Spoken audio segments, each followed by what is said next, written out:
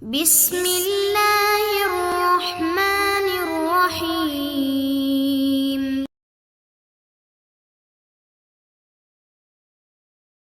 Yang ke-18.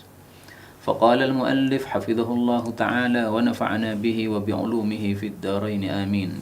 Al-haditsu tsamin asyar, hadis yang ke-18. Qalu rabbina, perkataan Rabb kita, wal laili idza yaghshiha, demi malam apabila menutupinya, yaitu menutupi matahari. An Asim bin Umar bin al-Khattab radhiyallahu anhum an abihi radhiyallahu anhu qala qala Rasulullah sallallahu alaihi wasallam, idza apabila aqbala al-lailu, datang malam, minha huna, dari arah sana, maksudnya dari arah timur, wa adbara an-naharu, dan telah pergi siang, minha huna, dari arah sana, yaitu dari arah barat, wa gharabatis syamsu, dan matahari telah tenggelam, faqad, maka sungguh, aftara, telah masuk waktu berbuka, as-shaim, orang yang puasa.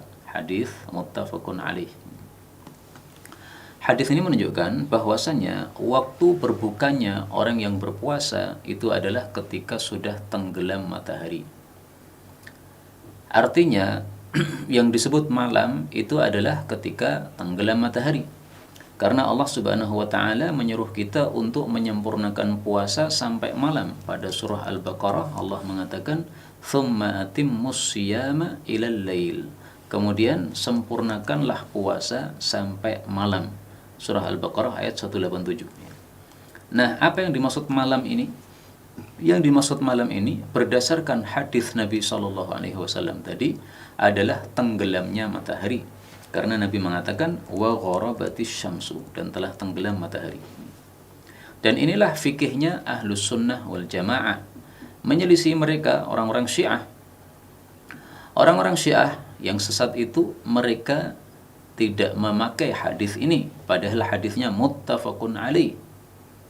Mereka mengatakan bahwa malam itu ketika sudah gelap, sehingga ketika matahari tenggelam dan belum gelap, itu belum waktunya buka puasa, sehingga mereka akhirkan buka puasa setelah salat maghrib selesai, baru mereka buka puasa. Nah, ini tidak sesuai sunnah Nabi Shallallahu alaihi wasallam. Itu pertama. Yang kedua, selain tidak sesuai sunnah Nabi, juga menyelisihi hadis atau makna yang benar dari kata-kata malam. Ya, malam itu bukan gelap, tapi malam itu maksudnya adalah tenggelam matahari. Demikian juga tafsir ini atau pengertian ini, ya, malam adalah tenggelam matahari, dikuatkan dengan surat Walail yang kita baca tadi.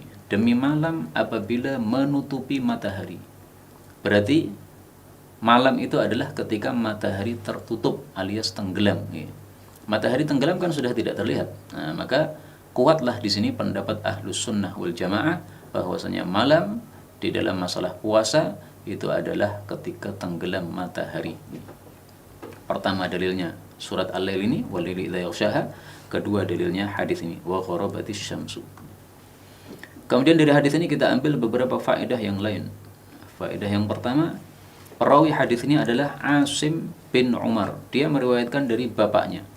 Nah, maka ini termasuk di dalam ilmu mustalah hadis disebut riwayatul abna anil aba, riwayat anak dari bapaknya. Dan ini sering terjadi baik di kalangan para sahabat maupun di kalangan para tabi'in dan generasi-generasi setelah mereka. Dan riwayatul abna anil aba, ya, riwayat anak dari bapak ini kuat karena apa? Namanya seseorang anak biasanya ketemu dengan bapaknya dan bergaulnya lebih banyak daripada dengan orang lain. Adapun kalau riwayat seseorang dari orang lain yang tidak ada hubungan kerabat sama sekali, nah ini perlu diperiksa apakah memang betul ada perjumpaan antara dua orang tersebut. Tapi kalau anak dengan bapak yang dalam sejarah diketahui bahwa keduanya berjumpa, maka riwayat ini menunjukkan suatu riwayat yang sangat kuat dari sisi sanadnya. Baik, kita lanjutkan sekarang hadis yang ke-19. Al-haditsu tasi' asyar. Qalu rabbina, perkataan Rabb kita, wadduha, demi waktu duha. An Anas radhiyallahu anhu qala, kana adalah Rasulullah sallallahu alaihi wasallam yusalli duha, melakukan salat duha, 6 raka'atin, 6 rakaat. Rawahu Tirmidzi, diriwayatkan Tirmidzi fi Syama'il Muhammadiyah, dalam kitab Syama'il Muhammadiyah. Jadi tidak diriwayatkan di dalam kitab sunannya, tetapi di dalam kitab syama'ilnya. Karena Imam Tirmidzi punya beberapa kitab yang terkenal, di antaranya kitab sunan dan kitab syama'il. Hadis ini menunjukkan bahwasanya salat duha disunnahkan untuk dilakukan. Dan salat duha boleh dilakukan sampai 6 rakaat. 6 rakaat ini boleh langsung 6 rakaat. Boleh juga 2 rakaat salam, 2 rakaat salam, 2 rakaat salam, dan itu lebih utama. Kenapa? Karena sesuai sabda Rasulullah sallallahu alaihi wasallam, beliau mengatakan salatul laili wan nahari mathna mathna. Salat di malam hari maupun di siang hari, maksudnya salat sunnah, itu adalah 2 rakaat salam, 2 rakaat salam. Hadis riwayat Ahmad sahih. Apa kaitan hadis ini dengan waktu duha? Ya, waktu duha yang Allah bersumpah dengannya. Ini Allah bersumpah, ini pasti sesuatu yang memiliki satu fadilah atau kelebihan atau keutamaan. Nah, waktu duha termasuk waktu yang sangat mulia. Allah Subhanahu wa taala memberikan ibadah-ibadah yang disyariatkan pada waktu tersebut. Sangat bagus ibadah salat duha ini untuk kita lakukan. Dan salat duha boleh 2 rakaat dan itu minimalnya, boleh juga 8 rakaat dan itu maksimalnya. Menurut mazhab Syafi'i, salat duha minimalnya 2 rakaat, maksimalnya 8 rakaat.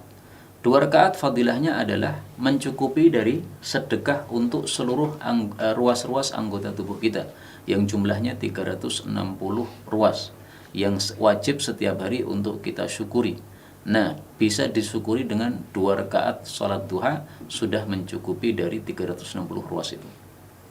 Salat duha 4 rakaat fadilahnya akan diberi kecukupan oleh Allah Subhanahu wa taala di akhir hari tersebut. Salat duha 6 rakaat fadilahnya sama dengan salat duha Rasul sallallahu alaihi wasallam yang diriwayatkan oleh Anas bin Malik dalam hadis ini. Salat duha 8 rakaat pernah dilakukan Nabi sallallahu alaihi wasallam pada waktu Fathu Makkah. Jadi seperti mensyukuri Fathu Makkah sehingga beliau kemudian salat duha 8 rakaat. Hadis-hadisnya tidak saya tampilkan untuk menyingkat waktunya. Hadis berikutnya al-haditsul 20, hadis yang ke-20. Qalu rabbina, perkataan Rabb kita, ma wadda'aka, tidaklah meninggalkan kamu wahai Nabi, rabbuka, Rabbmu, wa ma qala, dan tidaklah membenci. Maksudnya Allah Subhanahu wa taala tidak meninggalkan Nabi Muhammad sallallahu alaihi wasallam dan tidak membenci Nabi Muhammad sallallahu alaihi wasallam. Jadi kata-kata qala, membenci, itu maksudnya tidak membencimu, ya. Tapi kata-kata mu atau qalaka, ya, Allah tidak membenci kamu, nah, itu kata-kata kamunya dihapus oleh Allah. Kenapa dihapus? Pertama, supaya akhir-akhir suratnya sama, ya. Ini kan surat apa? Al-Insyirah. Ma wadda'aka rabbuka wa ma qala. Nah, maka akhirnya itu a biar sama semuanya, maka diucapkan dengan apa? Dengan huruf yang sama, ya. Demikian juga kenapa dihapus ka ini, yaitu tidak disebutkan wa ma qalaka, Allah tidak membenci kamu. Ini karena ta'adduban, untuk menunjukkan adab kepada Rasulullah sallallahu alaihi wasallam. Karena kalau dikatakan Allah tidak membenci kamu, nah kata-kata membenci ini kan sesuatu yang besar.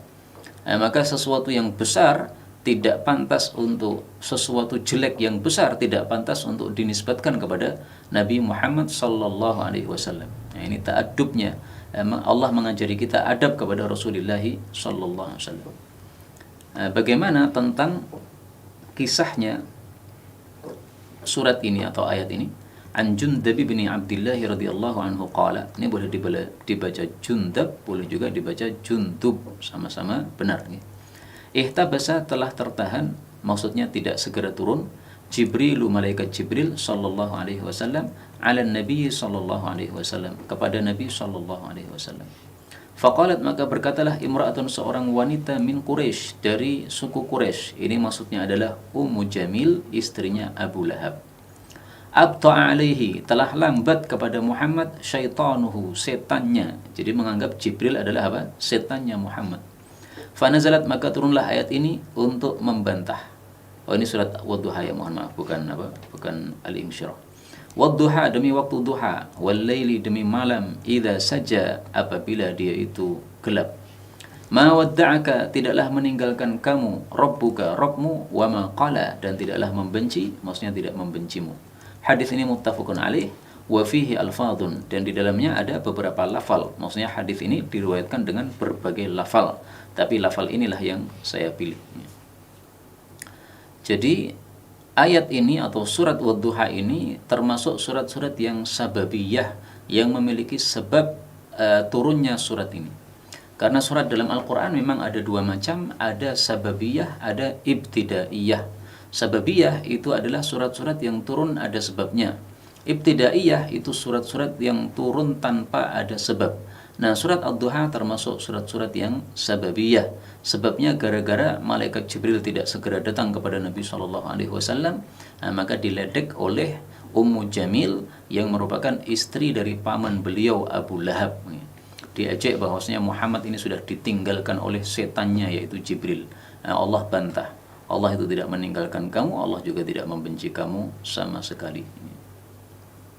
Jadi kadang-kadang ejekan seseorang kepada Nabi SAW, demikian juga kepada seorang muslim, ini justru malah tujuannya atau endingnya Allah Subhanahu wa taala ingin menunjukkan fadilah orang tersebut.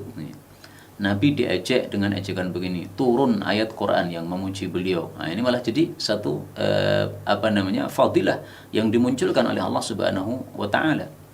Karena itu segala tuduhan, segala ejekan itu Allah Subhanahu wa taala berpesan kepada kita, la tahsabuhu syarral lakum bal huwa khairul lakum.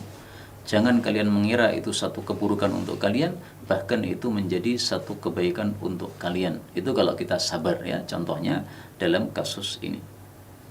Kemudian kata-kata saja ini bisa bermakna dua. Saja boleh diartikan gelap atau dahsyat gelap, boleh juga diartikan tenang ya. Wal-laili idza saja, dan demi malam apabila dia tenang. Karena memang malam hari itu lebih tenang daripada siang hari. Dan ini termasuk lafal mushtarak ya. Lafal mushtarak itu lafal yang bisa diartikan dengan dua artian. Diartikan sangat gelap bisa, diartikan tenang juga bisa. تقبل منا إنك أنت السميع العليم وتب علينا إنك أنت التواب الرحيم اللهم نحمدك حمدا شاكرين حمدا ناعمين حمدا يوافي نعمه يكافئ مزيدا يا ربنا لك الحمد ولك الشكر كما ينبغي لجلال وجهك الكريم ولعظيم سلطانه اللهم صل وسلم وبارك على رسولك الكريم نبينا محمد وعلى آله وصحبه أجمعين اللهم اجعلنا من أهل القرآن waj'alil Qur'ana sahiban lana fid dunya wa syafi'an lana fil akhirah. Ya Allah, jadikan kami termasuk ahli Al-Qur'an. Jadikan Al-Qur'an sebagai sahabat kami di dunia, syafaat bagi kami di akhirat. Allahumma nawwir ya Allah qulubana binuril Qur'an. Ya Allah, sinari hati kami dengan cahaya Al-Qur'an. Wa nawwir akhlaqana binuril Qur'an. Ya Allah, sinari akhlak kami dengan cahaya Al-Qur'an. Allahumma nawwir hayatana binuril Qur'an, a'ilatana binuril Qur'an, quburana binuril Qur'an. Ya Allah, sinari kehidupan kami dengan cahaya Al-Qur'an. Sinari keluarga kami dengan cahaya Al-Qur'an. Sinari alam kubur kami kelak dengan cahaya Al-Quran. Allahumma ya arhamar rahimin, taqabbal minna jami' amalina salihah. Ya Allah, mohon terima seluruh amal kami, jadikan itu saleh dalam pandangan-Mu ya Rabbal Alamin. Rabbana yassir lana wa la tu'assir alaina. Ya Allah, mudahkan semua urusan kami, jangan berikan kesulitan pada kehidupan kami. La tada'lana fi maqamina hadha dhanban illa ghafartah. Jika ada pendosa hadir di ta'lim ini, jangan biarkan dia meninggalkan tempat ini ya Allah, kecuali Engkau telah ampuni segala dosanya. Wala hamman illa farajta.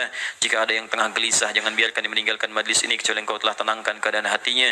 Allahumma wala maridan illa syafaitah. Jangan ada ya Allah orang sakit di tempat ini kecuali Engkau sembuhkan penyakitnya. Allahumma ya Allah, Allahumma ya Allah, Rabbana atina fid dunya hasanah wa fil akhirati hasanah wa qina adzabannar.